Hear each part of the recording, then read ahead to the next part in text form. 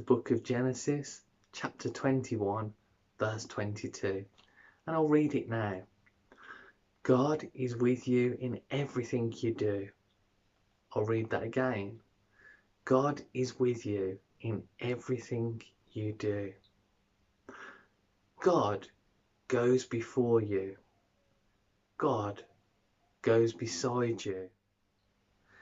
And God is sown and deposited where a believer claims that ground, claims that environment in his name. So a scripture link can be found in Philippians chapter 4 verse 13, which states, I can do everything through him who gives me strength. In our own strength, we are absolutely useless. In God's strength,